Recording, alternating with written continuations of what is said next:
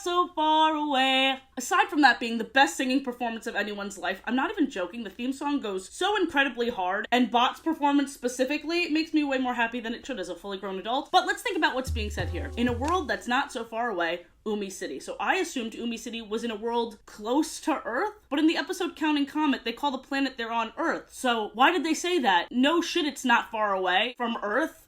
It's Earth. Your video doing the show. On you. Butt lovers, welcome back to the Lore series where we explore shows no one else is brave enough to. I'm not talking about the one time I did commercials. It's dead to me. Usual disclaimer. The intended audience for these videos are young adults and adults. Yes, the subject matter is a children's show, but we look way too deep into it for comedic and nostalgic effect. You may be wondering, why do you do this? That is a very good question. And honestly, going from Elena of Avalor to this, I was asking myself the same thing. But kid shows, whether they're story-driven or not, have a level of absurdity I love applying logic to, okay? We're having fun. This is fun. We're having a silly, goofy time. Team Umizoomi aired new episodes on Nickelodeon and Nick Jr. from 2010 to 2015, totaling 4 seasons and 78 episodes overall. Although Wikipedia calls every single 45-minute special 2 episodes, so they say there's 80 episodes in Team Umizoomi. Who cares? Who cares? Let's first talk about the characters and formula of the show. Team Umizoomi! Way to go! This show follows Millie, Geo, and Bot as they try to solve everyone's problems. Like the Wonder Pets, but they actually like and respect each other. Millie and Geo are siblings, and Bot is their best robot friend. They say this verbatim every episode of season 1. This is Bot, our best robot friend. And I'm so glad after that they just said best friend. Like, you don't have to clarify that he's a robot, we can see that. Speaking of Bot, he's voiced by Donovan Patton, who also plays Joe in Blue's Clues. And according to interviews, he says he's not a natural singer, which is wild to me, because he absolutely killed it. Seriously, listen to the theme song, because what's 4 plus 4? Oh yeah, 8! He ate! And speaking of math, all of these characters have mighty math powers. Season 1 was the most formulaic, where we hear the Umi alarm, see a live-action kid explain their problem, then Team Umizoomi asks us to join the team, and then they power up by explaining each of their powers. Millie can make any pattern with her dress. Geo has shape power, which makes sense, Geo. Geometry, huh? And Bot can dox anyone on his belly screen. Then they tell us we have mighty math powers too. You got mighty math powers! You got him! And Millie counts down from 10 with us to prove it. This power seems useless, but once it's New Year's Eve, it's game over for all you bitches. But wait, if Millie can do that too, why do they even need us? Like, I get it, we're their Umi friend, and they recruited us just because we were there. They don't need to see credentials or anything. I feel like they need to take the hiring process a bit more seriously. Because what if someone nefarious joins and sabotages their missions? Someone like me. You have to tell us which way to go to get to the duck. Should we go down or up? Down! Up. Oh, what the fuck? They not only save the day with the power of math, but also celebrate using a crazy shake, which I can only assume is also to lower their power level to a more comfortable resting level. Cut and simple, right? Literally not at all, because they're little liars. They oversimplified their powers so much. Millie and Bot specifically are way more powerful than they're letting on. We'll get to that in a bit, but first, let's discuss the very popular meme. In 2013, for whatever reason, Team Umizoomi did a commercial with Gordon Ramsay and Heidi Klum, apparently, too. The commercial itself ended in a cutesy way. You guys like to come work for me? Was that the Umi alarm? Gotta go. But the internet, being the internet, ran with the bad ending, with Gordon hurling as Team Umizoomi watched along in absolute horror. This kitchen disaster never would have happened with the help of this video's sponsor, Factor. Factor delivers fresh, never frozen, dietitian-approved meals right to your doorstep. Guys, I don't mess around when it comes to food. Food is, in fact, one of my favorite joys of life. Me and my fiance decide to split the loaded bacon shredded chicken and the 3-bean vegan chili. In general, I rely way too much on fast food delivery. Who can relate? Woo! But Factor helps me cut down on that with delicious and nutritious, no-nonsense food that only takes 2 minutes to prepare. Quick and easy so I don't get hangry. Check out this meal. Look at the satisfaction. Head to Factor75.com or click the link below and use code Athena P 50 for 50% off your first Factor box. Hey Athena, how was that meal? This is scrumptious. Do people still say scrumptious? I don't think so. I don't care. This is scrumptious. Stole a bite from my fiance as well. I don't know which one I like better. Again, that's code Athena P 50 for 50% off your first Factor box. Use the link in my description. And thanks so much to Factor for sponsoring this video. Who are you people? The original pilot, called the Umizoomis, premiered on Noggin in 2009. It said it premiered but was never aired. I don't really know what that means. And she didn't even look it up to figure out what it meant. YouTuber of the year right here. Only a few stills and clips are out there, but if it follows in Super Wise footsteps, maybe the whole thing will be found a few months after I post this. Anyway, let's compare the pilot to the final product. Right off the bat, the team is a lot bigger. There were 2 scrapped characters, one purple and one orange, and honestly, I don't miss them. I feel like if they kept it a team of 5, it would literally just be Super Y, but for math. And I think a team of 3 makes them stand out more. And it seems as though the orange one has the shape powers because he has the belt, and the purple one has the patterns based on the way they're dressed. Just looking at the Millie, Geo, and Bot prototypes now, and well, not much has changed for Bot. Millie has a Hey Arnold head, and both of the siblings' complexions match what they're wearing, with Millie being pink and Geo being blue. They look more like robots as opposed to their human-ish appearances in the final product. Let's go through all the other powers they have other than pattern power, super shapes, and belly screen. In the first episode, we also witness Millie Measure, where Millie uses her ponytails to measure things, which explains her name, Millie Millimeter, perhaps. We also got to see Bot using his antenna as a speed radar. Can you imagine this dude pulling you over? Do you know how fast you were going? Bot also has a Botomat where he stores different items. I think it should have been called a Bot Pack. Think about it. It's a compartment on his bat. It's a built-in Bot backpack. Also, this one's a bit more of a stretch, but the way he cuts this blanket is alarming. Invisible eye lasers, perhaps? This one's not a stretch, although he does, with his extendo legs and extendo arms. And in the episode Ready for Takeoff, during the song, we see he also has an extendo jaw, which is obviously concerning. I didn't know he could do that, and now I'm scared. In multiple episodes, they use Umi goggles. At first, we never see the goggles. We're only instructed to put our hands up to our eyes, and those are the goggles, and we see them do the same. And all of a sudden, we all have X-ray vision and the ability to see underwater. It was fishy. There's a lot of puns on this episode. But then by season 1, episode 15, Picnic, the jig was up. We saw the Umi goggles. They're a physical thing. I guess they just wanted us to feel included. Aww. No, they lied to us. Millie Measure is extremely OP. She can measure the depth of a lake, as seen in the episode The Elephant Sprinklers. Is there any limit to how far her hair can stretch? And she doesn't just measure length. Millie Measure can also compare weights like a scale, and can also act as a thermometer. In the season 4 episode Umi Ninja, Millie uses her ponytails as weapons. Now here's where things get a little strange. From season 2 onwards, in the theme song, there's a shot of Millie and Geo without their helmets. Look at Millie's hair. It's so different. Now look at how her hair is filtered through the suit when she puts her helmet hood up. Are her magic ponytails just part of the super suit? Do the kids even have powers, or did Bot make them super suits that gave them powers? Hold on to that thought. In the episode To the Library, Millie makes a pattern of vines on her dress, and then she puts the vines onto a building. And also in the episode The Wild West Toy Show, Millie's pattern power made train tracks? I think using her power in this way undermines Geo's ability to build. Like if Millie had a car, truck, airplane, hot air balloon dress, Geo's power is useless to them. In fact, his power is less practical because it takes time for him to build things, whereas Millie can just instantaneously make them appear. Millie and Bot are so much more powerful than Geo, it's actually quite sad. Maybe that's why they recruited us. They're like, Geo, look, this bitch doesn't even have powers. The episode that finally introduced an aspect of Geo's powers that Millie couldn't duplicate was Santa's Little Fixers. And I'll get to what that power is, but while we're here, let's just talk about the episode.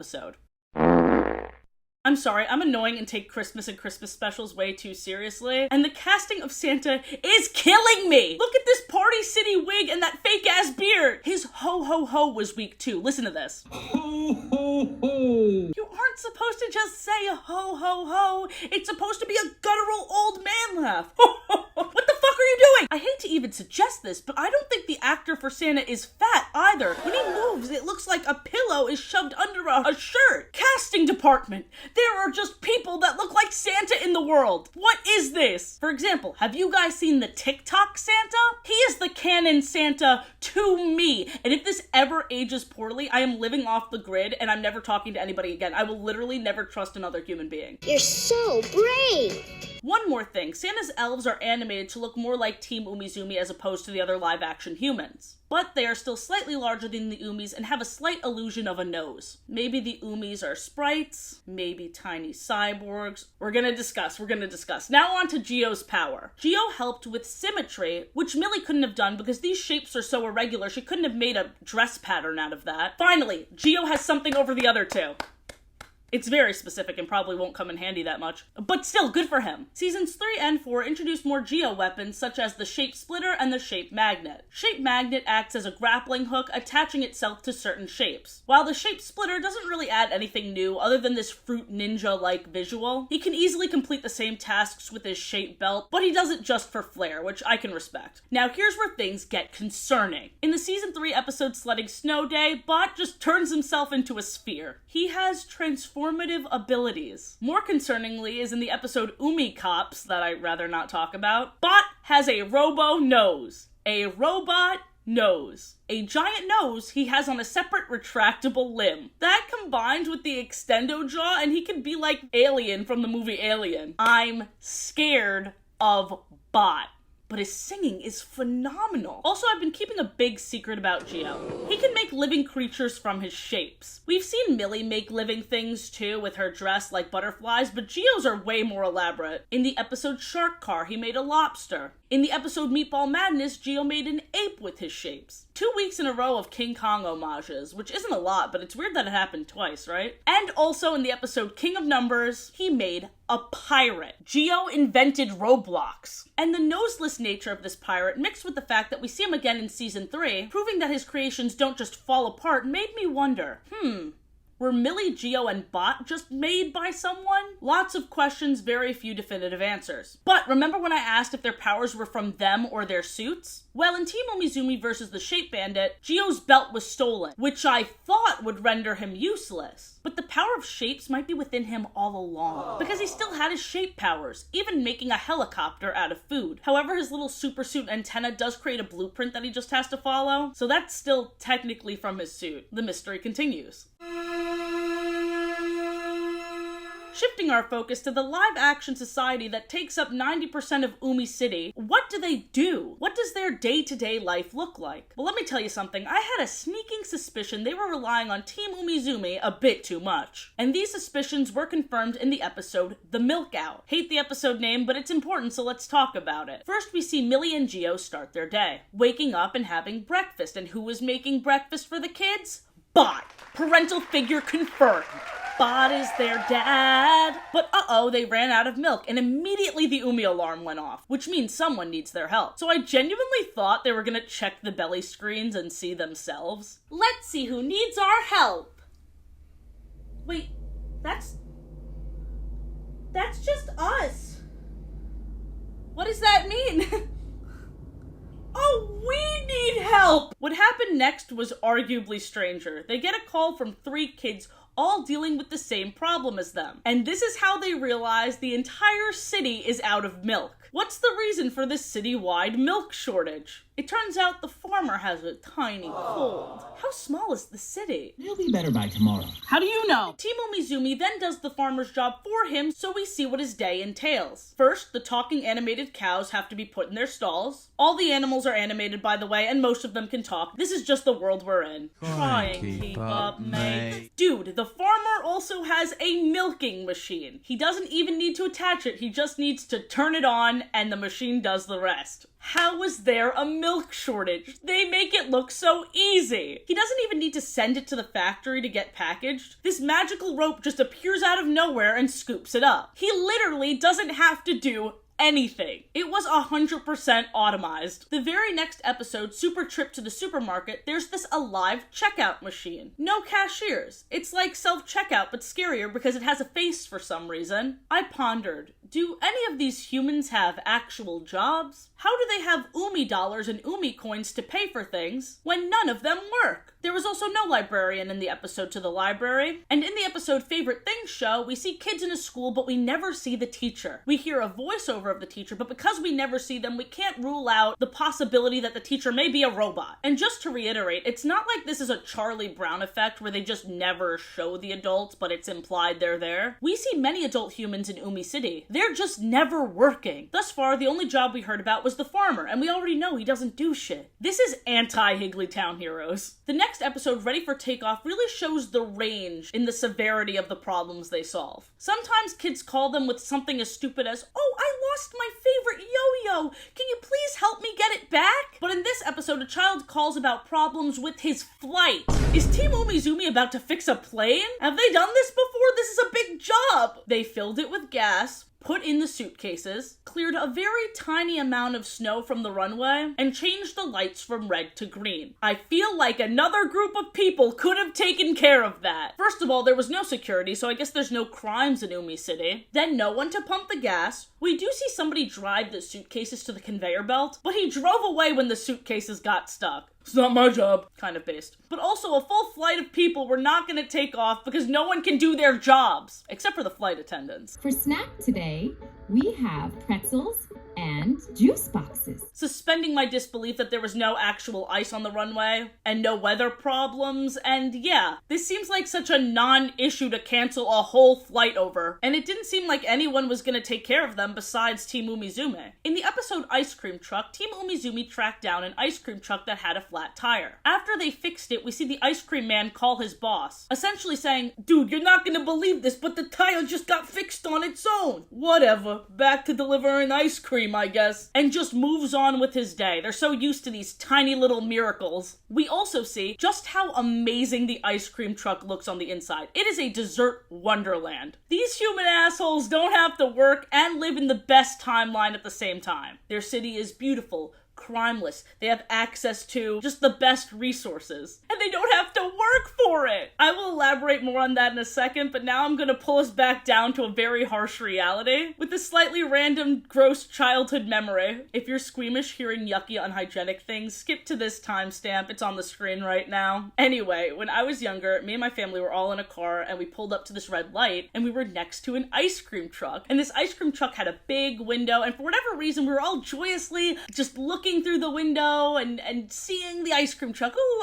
an ice cream truck. And the ice cream man, we see him take his hand and just shove it so deep into his ass. He was scratching his ass under pants, probably under the underwear, like really deep in there. Scratch, scratch, scratch, scratch. He was scratching his ass so deeply and so intensely, it made me never perceive ice cream trucks in the same way again. This shit never would have happened in Umi City. In the episode Playground Heroes, Team Umizoomi is cleaning up a park. But then they're like, "Oh no, the park ranger's gonna get here, and if we don't clean up this dirty slide that got dirty during a storm, then she's not gonna open up the park." Why is it every human's job to just say, "Yeah, we can't do this"? And yet, their society is truly magical. I want to live there. Let me tell you about their museum. They have casually alive dinosaurs, talking, friendly dinosaurs that live among them. Okay, I love dinosaurs. And then there's also this space room. It even comes with a ride. I know it's animated, I know it's not real. It's so unfair that I can't go here. I want to go to a museum/amusement park. Imagine a place where you can go to learn, and then you get whipped in the air 80 miles per hour. She's an icon, she's a legend, and she is the moment.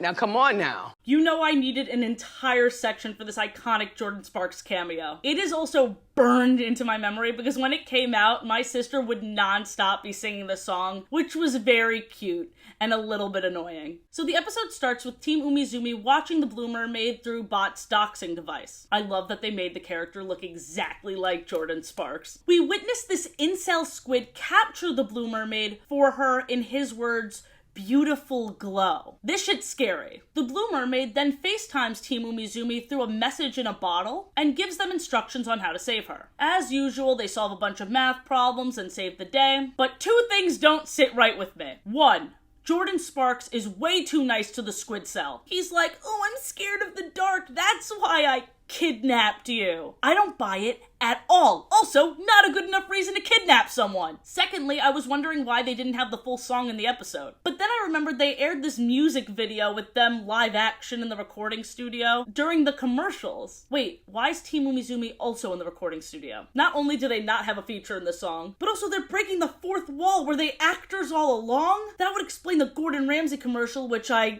made that amazing segue into my sponsor. No, I don't like that theory, so I'm just gonna ignore it. Let's get back to Squiddy, because his bitch boy redemption arc did not mean shit, because he's back in the season 4 episode Umi Ninja, where he steals Team Umizoomi's trophy. From now on, I'm gonna be nice. The lie detector determined that was a lie. This is confirmation that his pathetic "I'm scared of the dark" excuse was all an act. I knew he was bad news, and I'll just say it. It never sat right with me that they just brushed aside the fact that he kidnapped someone. Fuck Squiddy, dude. Worst part is he gets out of consequences for stealing the trophy in the same way. He manipulates them. He squidipulates them. Because he's not a man, he's a squid.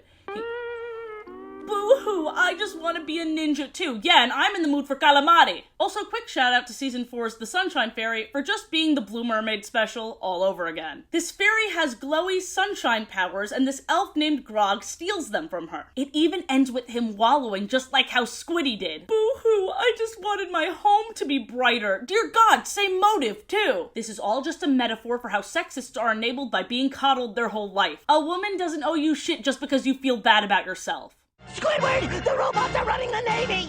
Not the Navy! In the episode Carnival, carousel horses can talk. In the season 3 episode, The Cuckoo Bears, Team Umizoomi watches a live performance from an animatronic band of bears. Five Nights at Freddy's, that's where I wanna be, Five Nights at Freddy's. Their chest gear is what keeps them alive. Team Umizoomi then witnessed a huge breeze blow essentially their mechanical hearts from their bodies, and then they died right in front of them. Pretty cool. Okay, I'm pretty sure many of you were waiting for me to talk about UMICAR, but where do I even start with this one? With his uncharacteristically low voice that he can only use to say his name like a damn Pokemon? UMICAR. Or, I know, the fact that he randomly just gains a face halfway through season 1. And they didn't acknowledge this huge change to the story. This whole series is teaching kids how to notice patterns and changes. And then they throw this at them like they just wouldn't notice. I feel like this series was still finding out what it wanted to be as it was airing, and there's nothing wrong with that, but I wish they had at least one line acknowledging the change. Even something as basic as, Oh wow, Umikar, you look different. In season 4, they celebrate UMICAR's birthday. I didn't realize this car was growing up, but I guess it always just catches up on us unexpectedly. They grow up so fast. But maybe this is why a face just popped up unexpectedly. Maybe that's just a natural part of Car's life here. In fact, in the episode Race Around Umi City, we see alive trucks, cars, buses, tractors, and taxis, proving that this isn't just tech that Team Umizoomi has access to. This is a very common occurrence in Umi City. Remember how I said robots are taking over? In the episode The Umi Sports Games, all sports have been taken over by robots. The car is even competing, but no humans. On the flip side though, season 4 Gizmo's Gone Wild, there are these robots called Gizmos that this man is selling for people to clean their houses with them. But chaos ensues as the head antenna was actually flipped to the make mess mode. Why is that a mode? Who made these things? And does this not disturb Bot? Doesn't he want robot kind to not be sold as products at the mall? I think this is only disturbing because they gave them faces and made them look like the alive robots we've seen throughout the series. But instead they're so primitive, we never see them emote or express their wants and desires. All they know is clean and make mess. Why couldn't they just make them look like a non-alive vacuum? Ew! There are actual villains in this show, and I hate none of them aside from Squiddy as much as I hate DOORMOUSE. And he's supposed to be a good guy apparently? I can't stand him. DOORMOUSE's job is supposed to be guarding every door in Umi City. But every time he pops up, he pulls some shit like, "Hey, Umizoomi, I'll let you through this door if you can tell me what 2 + 4 equals." Get the fuck out of their way. They're just trying to be nice, helping kids and shit, and you're making their lives harder. Why? Season 3, a sledding snow day. Thank God, Millie is also losing her patience with DOORMOUSE. Oh no, Dormouse. Okay, that didn't seem like a lot, but with the usual cheery nature of this show, that's like their version of go fuck yourself. Isn't it your job to let people through these doors? You suck at this. You suck at your job. He on X Games mode. Every season of this show adds a new layer, and honestly, I think season 4 is their best. Look at this anime-ass roll call. Season 2 adds more magical elements, the most disturbing of which being these bear blossoms, and the shadow shapeshifter. On top of that, they get called about the problems less, and more often than not, they're actually already at the scene of the crime. Season 2 also introduces more recurring characters like Silly Bear, DOORMOUSE, Squiddy, and I'll never forgive it for that. The last season focuses way more on action, chopping, kicking, and ponytail whipping their way through obstacles. I've never seen a show with so much action and yet zero violence. It's honestly kind of impressive. But the best thing last season threw at us was trouble for you. From the very beginning, season 4, episode 1, Umicar's birthday present, I saw just how iconic the Troublemakers are. They have their own theme song, and they also have Trouble Truck, which is just an evil version of the Umicar. Like I said, season 4 wasn't messing around anymore. In their very first appearance, they tried to make the Umicar crash, and their punishment? Team Umizoomi didn't do anything. They didn't bother to capture the troublemakers that just threatened their safety, because they're already covered in trash, and isn't that punishment enough? In the episode Stolen Lunches, the troublemakers are back, and they stole everyone's lunchboxes. Team Umizoomi prevents the troublemakers from malnourishing these kids, and their punishment? Here's the thing, they never do anything to punish the troublemakers because they're already in a stinky situation. This time, they were being sprayed by a skunk. What a stupid way of getting away with crime. I just killed 5 people. I hope the cops don't ma'am, step away from the vehicle. Well, I know what I must do. Well, it looks like she already got what she deserved. Indigestion is a fair sentence. Season 4, episode 15, Movie Madness, might be the best episode of the entire show. The troublemakers jumped inside a movie, and the trouble truck turns into an airplane. This proves that they have similar abilities to Team Umizoomi and the Umicar. I haven't mentioned this yet, but yeah, Geo actually helps Umicar transform multiple times. Into a fire truck, into a sled, into a rescue copter. And every time, Umicar gains the ability to say his new name in his usual seductive tone. Umisled. Anyway, back to Movie Madness, aka the best episode. The troublemakers attack our heroes by shooting globs of peanut butter at them.